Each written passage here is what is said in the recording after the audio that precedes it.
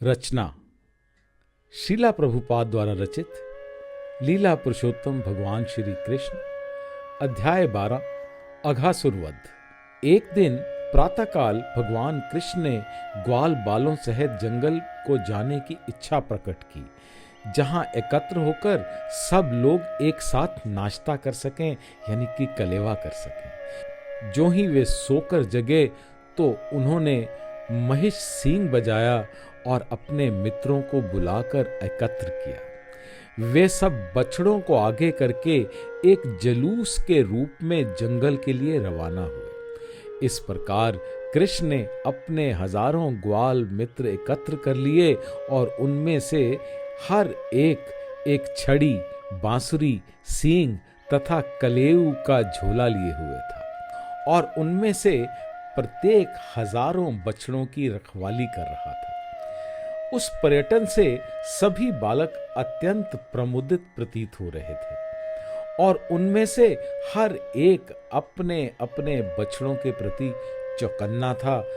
लड़के सभी तरह के स्वर्ण आभूषणों से अलंकृत थे और क्रीड़ा करने के बहाने वे फूल, पत्तियां, डालें, मोरपंख तथा विभिन्न स्थानों से गेरू एकत्र करने लगे और विविध प्रकार से अपने आप को आभूषित करने लगे। जंगल में जाते हुए बालक एक दूसरे का कलेवा चुराकर तीसरे के पास पहुंचा देते और जब वह बालक जिसका कलेऊ चोरी हो गया होता वह जान जाता और वह उसको वापस पाने का प्रयत्न करता, किंतु तब तक वह लड़का दूसरे के पास उसे फेंक देता। बच्चों के बीच इस प्रकार का खिलवाड़ बाल लीलाओं के रूप में चलता ही रहता है। जब भगवान कृष्ण कोई सुंदर दृश्य देखने के बहाने आगे दूर चले जाते तो उनके पीछे के लड़के दौड़कर उन्हें छूने के लिए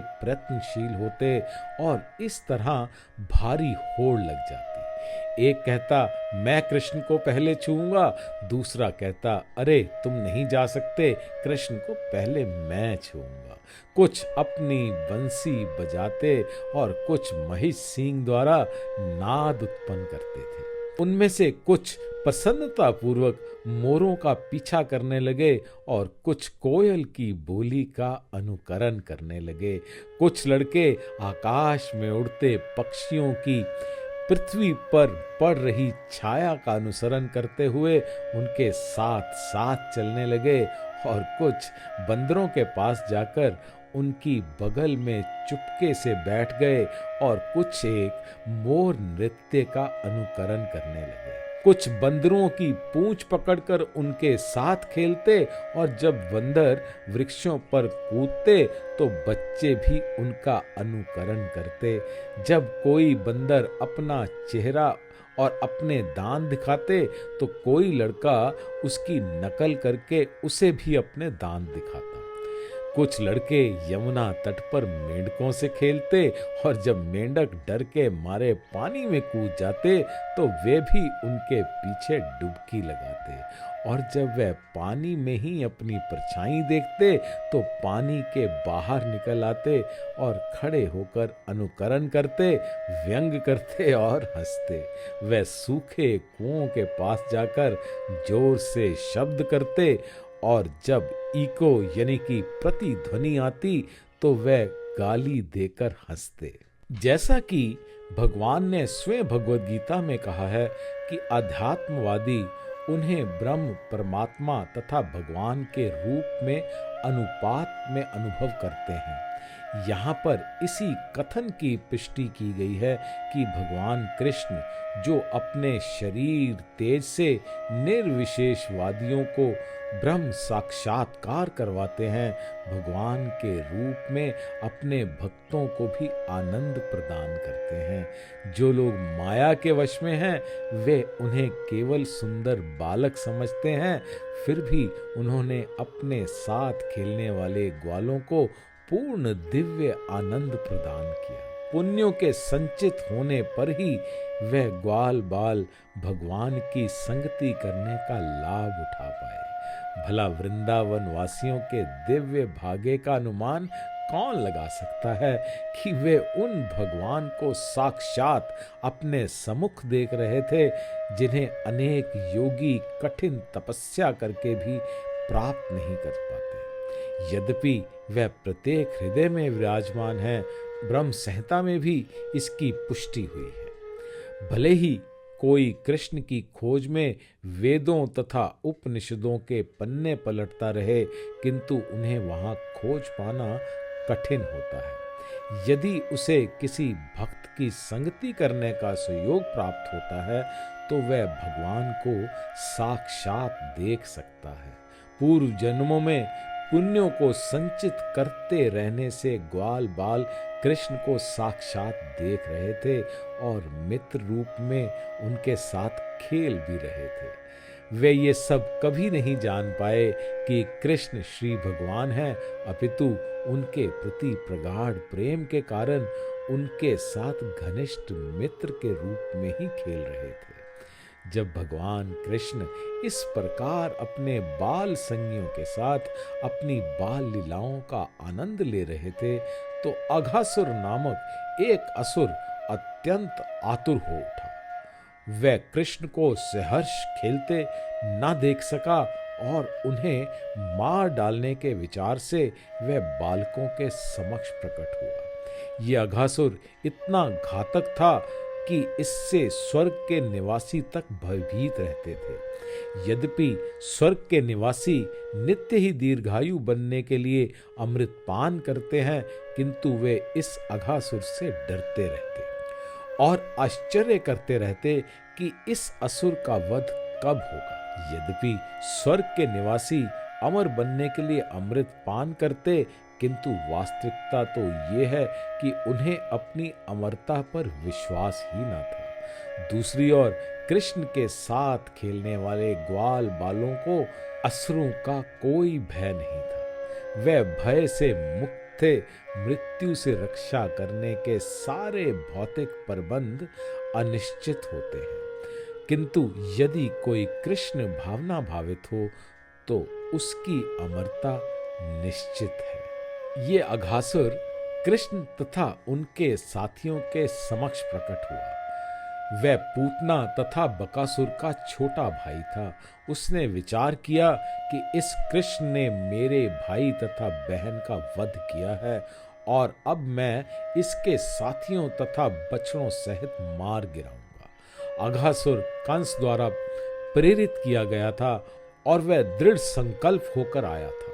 अघासुर सोचने लगा कि जब वह अपने भाई बहन की स्मृति में अन्न तथा जल की अंजलि यानी कि पिंडदान देगा और ग्वाल बालों समेत कृष्ण को मार देगा, तो वृंदावन के समस्त वासी स्वयं ही मर जाते हैं। सामान्यतः गृहस्थों के जीवन आधार उनके बच्चे होते हैं। जब सारे बच्चे मर जाएंगे तो स्वाभाविक है कि उनके प्रेमवश उनकी माता पिता भी मर जाएंगे। इस प्रकार वृंदावन के समस्त वासियों का वध करने का निश्चय करके अघासुर ने महिमा नामक योग सिद्धि के द्वारा अपने शरीर का विस्तार करना प्रारंभ कर दिया। सामान्यतः सारे असुर सभी प्रकार की योग शक्तियां अर्जित करने में पटु होते हैं, यानी कि एक्सपर्ट होते हैं। योग पद्धति में महिमा यानी कि सिद्धि द्वारा मनुष्य इच्छा अनुसार अपना विस्तार कर सकता है। अघासुर ने अपने आप को 8 मील तक फैलाकर एक मोटे सर्प का रूप धारण कर लिया। ऐसा आश्चर्यजनक शरीर प्राप्त करके वह अपना मुंह पर्वत की गुफा के समान उसने खोल लिया और कृष्ण तथा बलराम समस्त बालकों को तुरंत निगल जाने की इच्छा से रास्ते पर बैठ गए। इस असुर ने भारी मोटे सर्प के रूप में अपने होंठ पृथ्वी से आकाश तक फैला लिए। उसका नीचे वाला होंठ पृथ्वी पर था और ऊपरी होंठ बादलों को छू रहा था। उसके जबड़े एक विशाल अंतहीन पर्वत की गुफा जैसे लग रहे थे और उसके दांत पर्वत शिखरों की भांति प्रतीत हो रहे थे। उसकी जिह्वा राजमार्ग जैसी लग रही थी और वह अंधड़ के समान सांस ले रहा था। उसकी आंखों से अग्नि निकल रही थी। पहले तो बालकों ने समझा कि शायद ये कोई मूर्ति है, किंतु भली भांति देखने परखने पर उन्हें लगा कि ये कोई भारी सर्प है जो मुंह खोलकर या मुंह फैलाकर मार्ग पर लेटा है।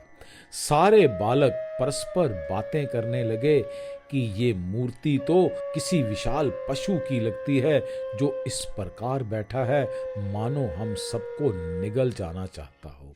जरा देखो ना, कहीं ये बड़ा सा सर्प तो नहीं है जिसने हम सबों को खा जाने के लिए अपना मुंह फैला रखा है। उनमें से एक बोला, हाँ, तुम्हारा कहना ठीक है।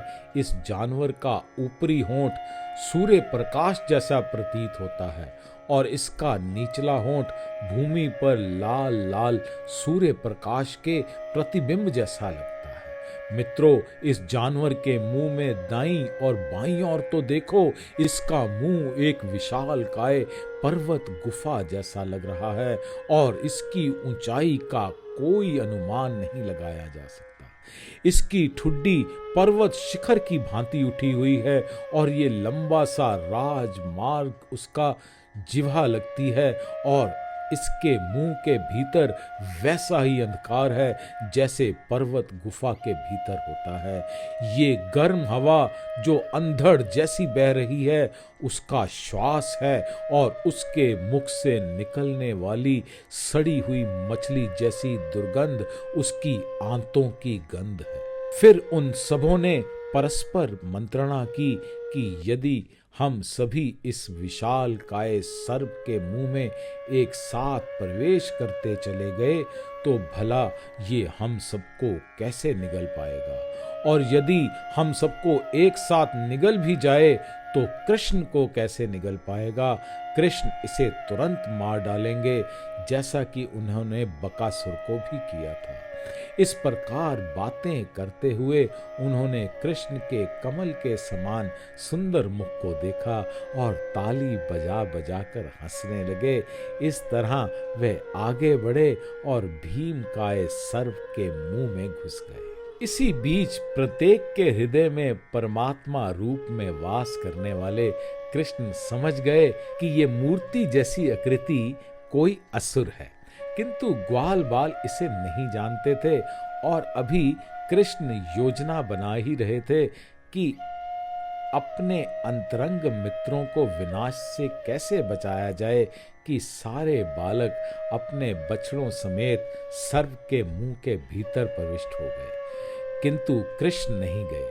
वह असुर कृष्ण के प्रवेश की प्रतीक्षा कर रहा था और सोच रहा था कि मेरे भाई तथा बहन को मारने वाले कृष्ण के अतिरिक्त सभी प्रवेश हो चुके हैं।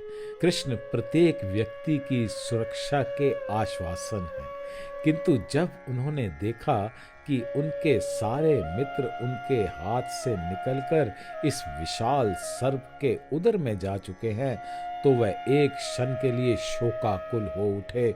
उन्हें आश्चर्य भी हुआ कि माया कितने विचित्र ढंग से कार्य करती है और वह विचार करने लगे कि इस असुर का किस प्रकार वध किया जाए और बालकों तथा बछड़ों को कैसे बचाया जाए।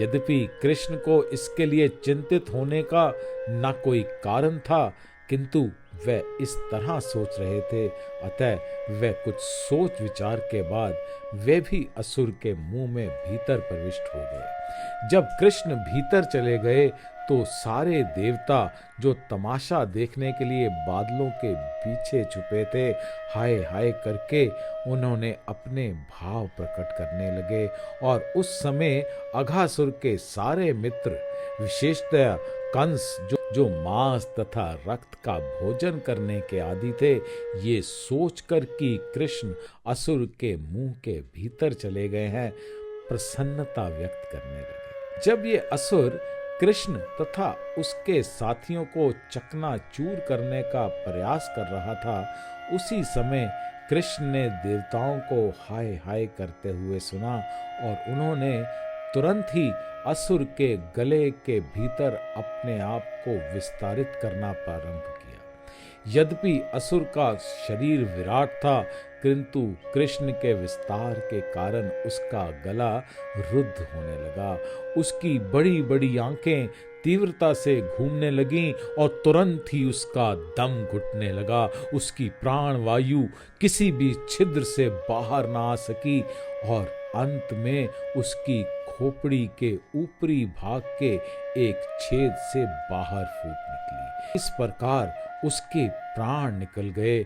असुर के मर जाने पर कृष्ण ने अपनी दिव्य दृष्टि से ही सभी बालकों तथा बच्चों को सचेत किया और उन सबों के साथ असुर के मुख से बाहर आ गए। जब कृष्ण अघासुर के मुंह में थे, तभी असुर की आत्मा प्रज्वलित प्रकाश की भांति बाहर आ गई, जिससे सभी दिशाएं दीप्त हो उठीं और वे आत्मा प्रकाश में रुकी रहीं। ज्यों ही कृष्ण ग्वाल बालों तथा बछड़ों सहित उस असुर के मुंह से बाहर निकल आए, वह प्रज्वलित तेज तुरंत ही देवताओं के देखते देखते कृष्ण के शरीर में मिल गया। देवताओं ने अत्यधिक प्रसन्न होकर भगवान श्री कृष्ण पर फूलों की वर्षा की और उनकी पूजा की।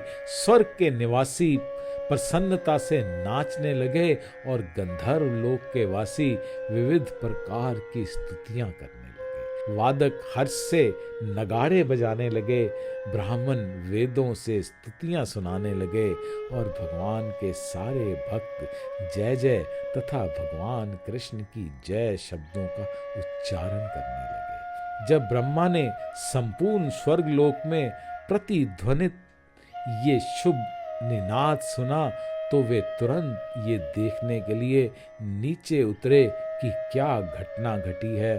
उन्होंने देखा कि असुर का वध हो चुका है। वे भगवान श्री कृष्ण की अलौकिक यशस्वी लीलाएं देखकर चकित थे। उस असुर का विशाल मुंह कई दिनों तक खुला रहा और धीरे धीरे वह सूख गया। वह वहीं पर सभी ग्वाल बालों के खिलवाड़ करने के लिए ही रह गया था। जब अघासुर का वध हुआ तो कृष्ण तथा उनके सारे संगी 5 वर्षों से कम आयु के थे। 5 वर्ष से कम आयु के बालक कुमार कहलाते हैं। 5 से 10 वर्ष के बालक पौगंड तथा 10 से 15 वर्ष की आयु वाले बालक किशोर कहलाते हैं। 15 वर्ष के बाद बालक तरुणा या युवक कहलाते हैं। 1 वर्ष तक व्रज ग्राम में अघासुर की घटना पर कोई चर्चा नहीं चली, किंतु जब वे 6 वर्ष के हो गए तो उन्होंने इस घटना का उल्लेख आश्चर्य सहित अपने माता पिता को बताया। भगवान श्री कृष्ण, जो ब्रह्मा जैसे देवताओं से भी महान हैं, उनके लिए किसी को अपने नित्य शरीर के साथ तदाकार होने का अवसर प्रदान करना सहज है। उन्होंने अघासुर को ऐसा अवसर प्रदान किया। अघासुर निश्चय ही सबसे बड़ा पापी जीव था और पापी के लिए परम सत्य से तदाकार होना संभव नहीं होता। किंतु इस विशिष्ट घटना में क्योंकि कृष्ण अघासुर के शरीर के भीतर प्रविष्ट हुए थे, अतः ये असुर अपने समस्त पाप कृत्यों से मुक्त हो गया। जो व्यक्ति विग्रह रूप में भगवान को या मानसिक रूप में शाश्वत स्वरूप का निरंतर चिंतन करते हैं, उन्हें ईश्वर का साम्राज्य रूपी दिव्य गंतव्य प्राप्त करने तथा भगवान के साहचर्य करने का अवसर प्राप्त होता है। अतः हम अघासुर जैसे किसी व्यक्ति के उच्च पद की कल्पना कर सकते हैं, जिसके शरीर में भगवान कृष्ण ने स्वयं प्रवेश किया था। ऋषि, ध्यानकर्ता तथा भक्तगण निरंतर भगवान के रूप को अपने हृदय में धारण करते हैं या मंदिरों में भगवान के विग्रह स्वरूप का दर्शन करते हैं। इस प्रकार वे समस्त भौतिक कल्मश से मुक्त हो जाते हैं और शरीर का विनाश होने पर वे ईश्वर के धाम में प्रवेश करते हैं। ये सिद्धि तभी संभव है जब भगवान के स्वरूप को मन के भीतर बनाए रखा जाए, किंतु अघासुर के शरीर में तो भगवान स्वयं प्रविष्ट हुए थे। अतः अघासुर का पद किसी सामान्य भक्त या बड़े योगी के पद से भी श्रेष्ठतर है। भगवान कृष्ण की दिव्य लीलाओं के श्रवण में लीन महाराज परीक्षित, जिनकी रक्षा कृष्ण ने उनकी माता के गर्भ में स्थित रहते समय भी की थी, उनके विषय में सुनने के लिए और भी उन्मुख हो गए। अतः उन्होंने उन शुकदेव गोस्वामी से प्रश्न किया जो उन्हें श्रीमद् भागवत सुना रहे थे। राजा परीक्षित को ये जानकर कुछ विस्मय हुआ कि अघासुर वध की चर्चा 1 वर्ष तक क्यों नहीं चली, जबकि सारे बालक पौगंड अवस्था को प्राप्त नहीं हो गए थे। महाराज परीक्षित इस घटना को जानने के लिए और भी उत्सुक हुए, क्योंकि उन्हें विश्वास था कि इसका संबंध कृष्ण की विविध शक्तियों की कार्य प्रणाली से निश्चित ही था। सामान्य रूप से क्षत्रिय अथवा शासक वर्ग सदैव अपने राजनीतिक मामलों में व्यस्त रहते हैं। उन्हें भगवान कृष्ण की दिव्य लीलाओं के श्रवण करने का बहुत कम अवसर प्राप्त हो पाता है। किंतु जब परीक्षित महाराज इन दिव्य लीलाओं का श्रवण कर रहे थे तो उन्होंने इसे अपना परम सौभाग्य समझा, क्योंकि वे न केवल कृष्ण की लीलाओं को सुन रहे थे, अपितु वे इन्हें परम पंडित शुकदेव गोस्वामी के मुख से सुन रहे थे, जो श्रीमद् भागवतम के महान अधिकारी थे। इस प्रकार महाराज परीक्षित द्वारा पूछे जाने पर शुकदेव गोस्वामी ने श्री कृष्ण के रूप, गुण, यश तथा साज सम्मान संबंधित दिव्य लीलाओं का वर्णन जारी रखा। इस प्रकार लीला पुरुषोत्तम भगवान श्री कृष्ण के अंतर्गत अघासुर वध नामक 12वें अध्याय का भक्ति वेदांत तात्पर्य पूर्ण हुआ।